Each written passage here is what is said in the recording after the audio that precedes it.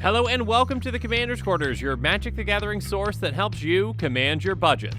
This show and episodes like this one are possible thanks to viewers like you. If you're looking for an easy way to help support this show, make sure that you like, share, and subscribe. Also, hit that bell notification icon so you don't miss any new episodes. You can also go check out our playmats and other merchandise at thecommandersquarters.com. Another easy way to support this show is with our TCG player affiliate links. So whether you're buying a deck or individual cards, you can use this general link right here or one in the description. And the final way that you can support this show is by supporting us directly by becoming a patron. There are many benefits to being a patron, and I truly couldn't do this without all their support.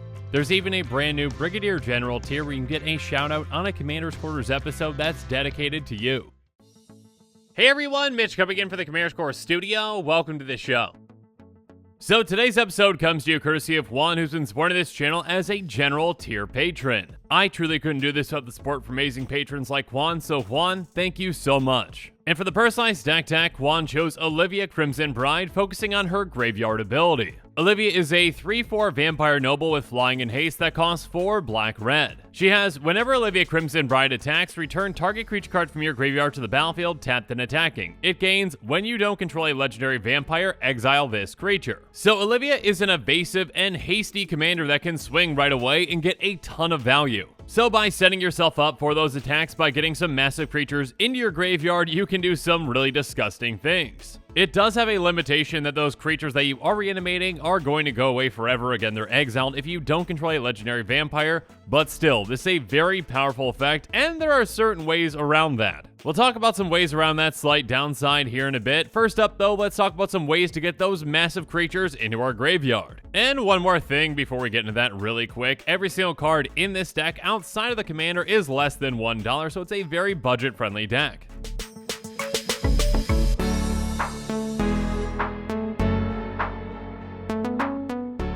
And in Rakdos, we've got plenty of incredibly effective ways to get those creatures into our graveyard with things like Faithless Looting, Tormenting Voice, and Thrill Possibility. Faithless Looting is going to make us draw 2, then discard 2, and we can flash it back. Tormenting Voice is going to have us discard 1 card to draw 2, and still will Thrill Possibility, but we can do that at instant speed. Rummaging and looting effects such as these can be incredibly impactful in a lot of decks, especially in a deck that's looking to get big creatures into their graveyard. So those high converted mana cost creatures will no longer be dead cards in our hand because we're going to discard them and get them into our graveyard, and our commander can more easily get them out. So we're replacing those somewhat dead cards with more useful cards and getting them right where we want them. So of course we're also going to be running cards like Cathartic Reunion, Dark Bargain, and Moonlight Bargain. Cathartic Reunion is going to make us discard 2 to draw 3. Dark Bargain's going to have us look at the top 3 cards of our library. We get 2 of them into our hand and the other into our graveyard. Dark Bargain's going to deal 2 damage to us. And then Moonlight Bargain can be an even better way to fill our graveyard with big creatures. It says look at the top 5 cards of your library. For each card, put that card in your graveyard unless you pay 2 life, then put the rest in your hand. So at the cost of some life, we can pick and choose the right cards for our hand and get the rest into our graveyard. And of course, we've got some more standard draw spells with cards like Sign in Blood and Read the Bone. Sign in Blood's going to have us draw 2 cards and lose 2 life, and Read the Bone says scry 2, draw 2, and lose 2. But we also have some creatures that can really help us out though with things like Magus of the Wheel, Ruin Grinder, and Dragon Mage. Magus of the Wheel has pay 1 in red, tap and sacrifice it. Each player discards their hand, then draws 7 cards. So this can not only get a ton of cards into our graveyard, but can also replenish our hand. Speaking of which, Ruin Grinder is a 7/4 menace that has when it dies, each player may discard their hand and draw 7 cards. So this is yet another wheel, but it's on a big body, and on top of that, we can actually just use Mountain Cycling for 2 to get into our graveyard. And then Dragon Mage is a repeatable wheel, a 5/5 flying dragon wizard that has when it deals combat damage to a player, each player discards their hand, then draws 7 cards. Again, by reanimating this with Olivia, it comes out tapped and attacking, so, well, we can just get that wheel right away.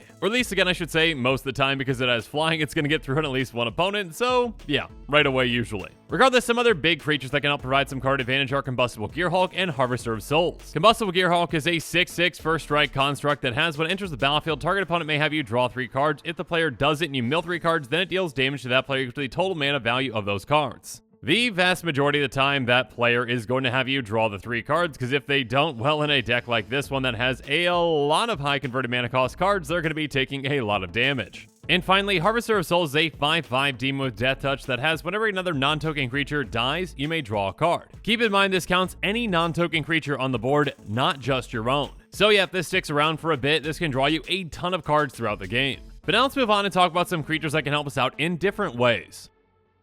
So we're also going to be running creatures like Corpse Connoisseur, Vile Entomber, and Gravebreaker Lamia. Corpse Connoisseur is a 3/3 zombie wizard, and when it enters the battlefield, you may search your library for a creature card, put that card in your graveyard. If you do, shuffle your library. And on top of that, this has Unearth for 3 and a black. Being able to tutor any creature into our graveyard is absolutely huge for this deck, and again, Corpse Connoisseur can do that twice. So of course, we also have Vile Entomber, which is a 2/2 with Death Touch that has when it enters the battlefield, search your library for a card, put that card in your graveyard, then shuffle. And Gravebreaker Lamia does the exact same thing, but it's a 4/4 lifelink, and it says spells you cast from your graveyard cost 1 less to cast. But again, being able to tutor any creature from our library into our graveyard is an absolutely huge thing for this deck. And as good as these cards are, well, there is one that stands above the rest in this deck, and that would be the number 1 card out of our 99, which is the Golden Pig of this deck. And the Golden Pig for this deck is Auric Loremage. Auric Loremage is a 3/3 human warlock for 2 black.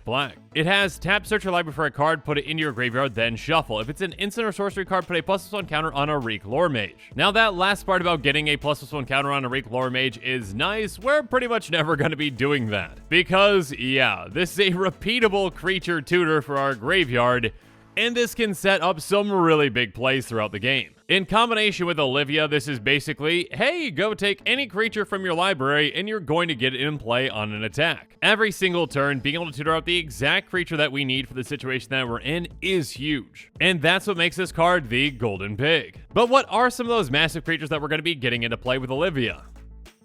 First up, how about one that can get us even more value with the Tali Primal Storm? It's a 6/6 Elder Dinosaur that has, when it attacks, exile the top card of each player's library, then you may cast any number of spells from among those cards without paying their mana cost. Now, keep in mind that when we cheat this out with Olivia, it's already going to be tapped and attacking. So if we reanimate it with Olivia, we're not going to get that attack trigger on that first swing, but after that, this can provide us an incredible amount of value throughout the game. And speaking of value, there's Karavek the Merciless, a 5/4 that says, whenever an opponent casts a spell, Karavek the Merciless deals damage equal to that spell's converted mana cost to any target. And speaking of dishing out damage, there's Slayer the Hatebound, a 4/2 with Undying, and it says, whenever it or another creature enters the battlefield from your graveyard, that creature deals damage equal to its power to any target. Yeah, with this deck, we're going to have a lot of creatures entering from the graveyard, and a lot of them have a lot of power, so we're going to be dishing out a ton of damage. And speaking of damage, how about Engrass Marauders, a 4/4 human pirate that says if a source you control would deal damage to a permanent or player, it deals double that damage to that permanent or player instead. Doubling up on all of our damage is huge, which brings us to Terror of Mount Velis.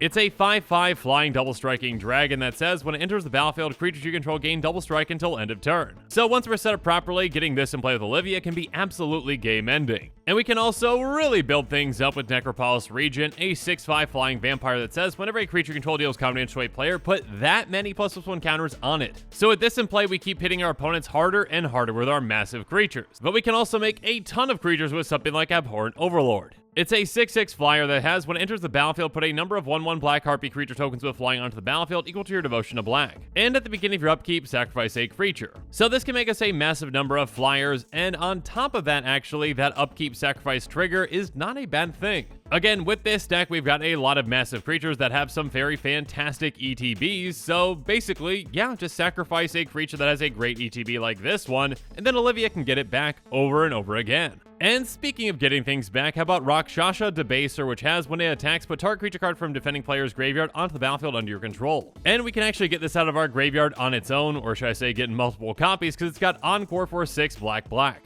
And we can also get a ton of creatures out of our opponent's graveyards with Sepulchral Primordial. It's a 5/4 Intimidate that has, when it enters the battlefield, for each opponent you may put up to 1 target creature card from that player's graveyard onto the battlefield under your control. So yeah, things can get pretty out of control pretty quickly. Speaking of which, how about Triplicate Titan, a 9/9 golem with flying, vigilance, and trample. And on top of that, when it dies, it basically splits into 3 3/3s, one that has each of those, flying, vigilance, and trample. And of course, we can also get out some Eldrazi with things like Bane of Balaged, Ulamog's Crusher, and Artisan of Kozilek. Bane of Balaged is a 7/5 that has, when it attacks, defending player exiles 2 permanents they control. Ulamog's Crusher is an 8/8 with Annihilator 2, and it attacks each combat if able. And then Artisan of Kozilek is a 10/9, and if we cast it, we can reanimate a creature from our graveyard, and it's got Annihilator 2. Now, keep in mind, like I mentioned with the Tali, if we cheat these out with Olivia, well, we're not going to get those attack triggers first, but if we untap and swing again with them, they can be incredibly devastating. But we're not quite done with talking about cheating out creatures just yet, because we also have some big vampires to get into play as well, like Zagreus, Kazarov, and Sengir.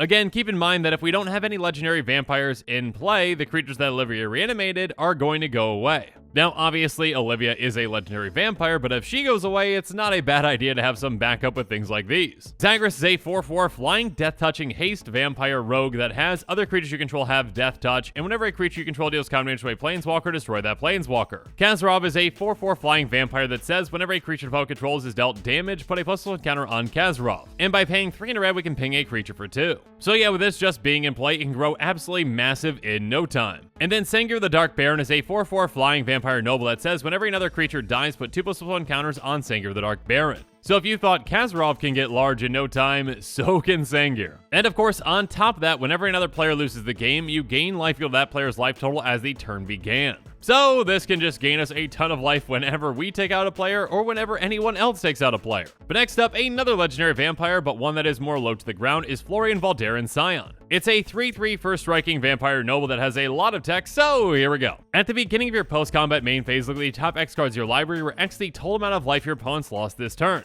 Exile one of those cards and put the rest of the bottom of your library in a random order. You may play the exiled card this turn. So this is kind of like a repeatable mini tutor that can go off the top of our library based on the amount of life that our opponents lost in our turn. On top of keeping our creatures around if Olivia goes away, this can definitely be handy in a lot of situations. And speaking of handy, we've also got cards like Goblin Bombardment, Undercity Informer, and Trading Post. Goblin Bombardment is a fantastic sacrifice outlet that says sacrifice a creature, Goblin Bombardment deals 1 damage to any target. So if someone tries to take out our legendary vampire, or vampires again if we have multiple in play, we have a backup plan just to make sure that we don't permanently lose all those creatures that we reanimated with Olivia. So instead of those creatures being exiled, we can just sacrifice them in response to ping something. Speaking of which, we've also got Undercity Informer, which has pay 1, sacrifice a creature, target player reveals cards to the top of their library until they reveal a land card, then puts those cards in their graveyard. So the sacrifice outlet might not be free, but it is pretty cheap, and also we can just use this to mill ourselves for a ton to get a lot of creatures into our graveyard. And then there's Trading Post, which is a very flexible card. It has pay 1 in tap and do 1 of 4 things. Discard a card, you gain 4 life, or pay 1 life, create a 0/1 white co-creature token, or sacrifice a creature, return target artifact card from your graveyard to your hand, or sacrifice an artifact, draw a card. So notably, this can help us both discard and sacrifice creatures. And also, these sacrifice outlets also come in really handy with cards like Supernatural Stamina, Feign Death, and Undying Malice. Supernatural Stamina says, until end of turn, target creature gets +2/+0 and gains. When this creature dies, return to the battlefield, tapped under its owner's control, and the other two basically do the exact same thing, but instead of giving that +2/+0, they give it a counter when it comes back.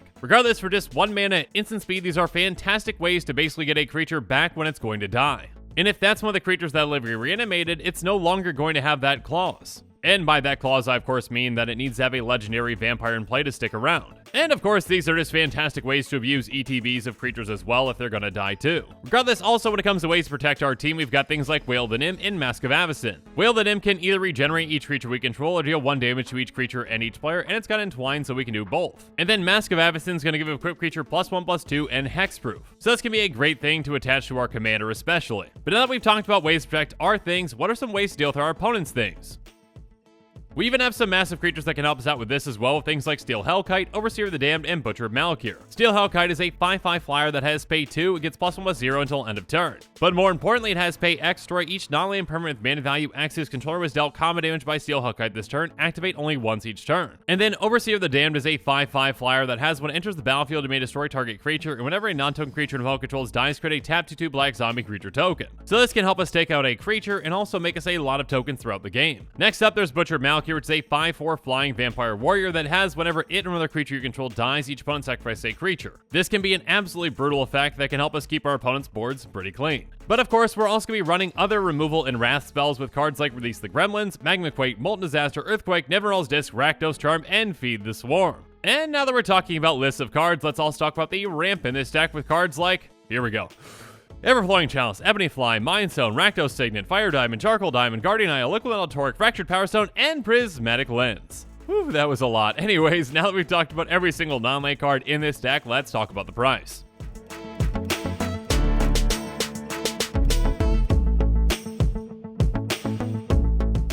And like I mentioned at the beginning of this episode, every single card in this deck outside of the $12 commander is less than $1. So yeah, even with a pretty expensive commander, the estimated cost of the deck is $46.67. And also, keep in mind that this cost does include the cost of basic lands at 10 cents a piece, so if you already have those basics, you've got some extra savings there. And speaking of extra savings, you might save even more by buying this deck on TCG Player and utilizing heavily played and damaged cards because again, those cards need a home too. Though make sure you keep in mind that this estimated cost does not include the cost of shipping, which might vary depending upon where you live. And with that, the show is coming to a close, so it's my turn to hear from you. So in the comments below, let me know what your thoughts on this episode are, and as always, thanks again and have a good one.